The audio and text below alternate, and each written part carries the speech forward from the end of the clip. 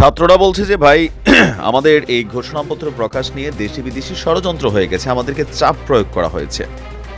আর সরকারের হুট করে মানে আমাদের প্রধান উপদেষ্টা যিনি প্রেস সচিব আছেন তার যে অবস্থান গতকালকে, তিনি তো আর ব্যক্তিগত অবস্থান না, তিনি হচ্ছেন নির্দেশনা পালন করেন। তো তিনি যখন বললেন যে জুলাই বিপ্লবের যে ঘোষণাপত্রটি এটা সরকার প্রকাশ করবে, তখনই ওই যে কমেন্ট সেকশনে হয়তো আওয়ামী লীগপন্থী হতে পারে বা সাধারণ মানুষও হতে পারে, বলছে যে এটা আমরা আগেই জানতাম। আবার কেউ কেউ বলছেন যে না ভাই, এখানে সরকার ভয় পাচ্ছে বৈষম্য বিরোধী ছাত্রদের। কেন ভয় পাচ্ছে এটার পিছনে বেশ কিছু কমেন্ট আমরা দেখছি, নানানজন নানান মন্তব্য দিয়েছেন। তো মোটা দাগে আমরা এখানে যতটুকু বুঝতে পারছি যে বৈষম্য বিরোধী ছাত্র আন্দোলনের এই যে জুলাই বিপ্লব ঘোষণাপত্র, এটা নিয়ে রাজনৈতিক দলগুলোর একটা বড় অংশ বা বড় শক্তি কিন্তু বিপরীতমুখী অবস্থানে আছে। আর ছাত্ররা যদি এটা ঘোষণা দিয়ে ফেলে, একটা কর্মসূচি ঘোষণা করে ফেলে, তো তাদের ইজ্জত রক্ষায় বা এই যে একটা আলটিমেটাম যে কোনো কিছু দিয়ে ফেলার পরে সেটাকে বাস্তবায়ন করার জন্য সরকারকে চাপে পড়তে হবে। কারণ এই সরকারের যারা নিয়োগদাতা তারা কিন্তু এই বৈষম্য বিরোধী ছাত্র আন্দোলনের প্ল্যাটফর্মের এই ছাত্ররাই। তো স্বাভাবিকভাবে এখানে যারা উপদেষ্টা আছেন, প্রধান উপদেষ্টা আছেন, বিভিন্ন জায়গায় এই 5ই আগস্টের পরে যারা বড় বড় পদগুলাতে বসছেন, তারা কিন্তু প্রেসারের মুখে পড়বেন। সো সামহাও এই পরিস্থিতিটাকে কন্ট্রোল করার জন্যই জুলাই বিপ্লব ঘোষণাপত্রটা সরকার নিজে প্রকাশ করবে, এমনটাই আসলে ভাবা হচ্ছে বা কেউ কেউ মনে করছেন। অন্তর্বর্তী সরকারের পক্ষ থেকে জাতীয় ঐকমত্যের ভিত্তিতে জুলাই গণঅভ্যুত্থানের একটি ঘোষণাপত্র তৈরির উদ্যোগ নেওয়া হয়েছে। কিছুদিনের মধ্যেই ঘোষণাপত্র প্রকাশ করা হবে। এখন এই কিছুদিন হতে পারে 1 মাস, হতে পারে 2 মাস, হতে পারে 6 মাস, আবার নাও হতে পারে। কারণ এখানে সরকারের পক্ষ থেকে একটা কথা বলা হয়েছে, আপনি যদি খেয়াল করেন, জাতীয় ঐকমত্য। তো জাতীয় ঐকমত্য যদি করতে হয়, এখানে প্রধান স্টেক হোল্ডার বিএনপির অবস্থান সবচেয়ে বেশি গুরুত্বপূর্ণ ভূমিকা পালন করবে। কারণ রাষ্ট্রপতির অপসারণ, সংবিধানের কবর রচনা, এগুলো আগেও আলটিমেটাম আসছে, রাষ্ট্রপতির বাসভবনও ঘেরাও করছে। দিন শেষে কোনো কিছুই কিন্তু আর আদায় করতে পারেনি এই বৈষম্য বিরোধী আন্দোলনের যারা সমন্বয়করা আছেন।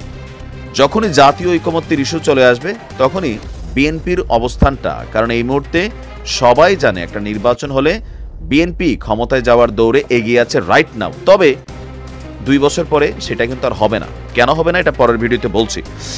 তো আপনার প্রধান উপদেষ্টার কার্যালয় যমুনার সামনে আমাদের প্রেস সচিব যিনি আছেন শফিকুল ইসলাম বলছেন যে জুলাই অভ্যুত্থানের মধ্য দিয়ে যেই রাষ্ট্র ব্যবস্থা গড়ে উঠেছে, জনগণের ঐক্য গড়ে উঠেছে, ফেসিবাদের চেতনা এবং রাষ্ট্র সংস্কারের যে আকাঙ্ক্ষা, সেটাকে সুসংহত রাখার জন্য এই ঘোষণাপত্রটি সরকার পাঠ করবে।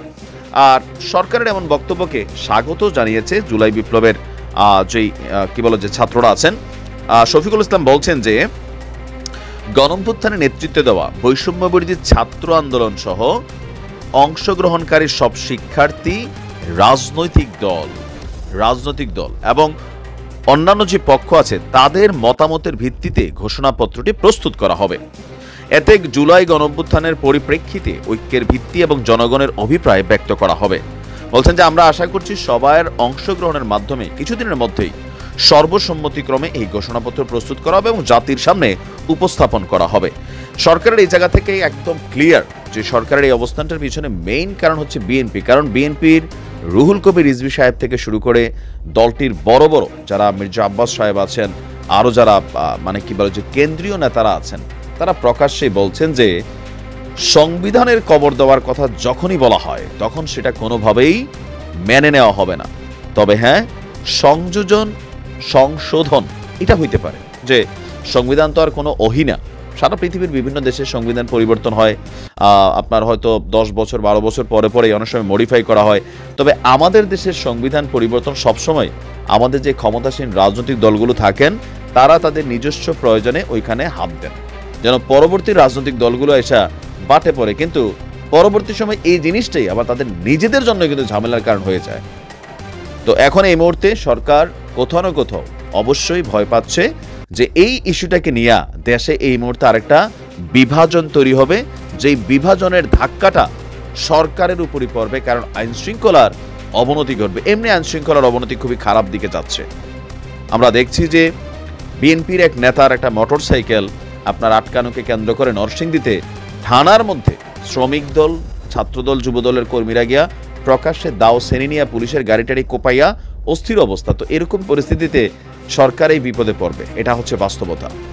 তো দেখা যাক যে আসলে এই ঘোষণাপত্র আদৌ আর প্রকাশ হয় নাকি হয় না। আর যদি হয় তাহলে ছাত্ররা যেভাবে চাইছে ৭২-এর সংবিধান কবর, তারপর হচ্ছে যে আওয়ামী লীগকে নিষিদ্ধ, এই দুইটার কোনোটাতেই বিএনপি সম্মতি দেবে না।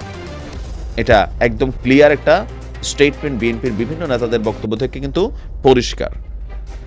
তো দেখা যাক কি হয়। ভালো থাকবেন।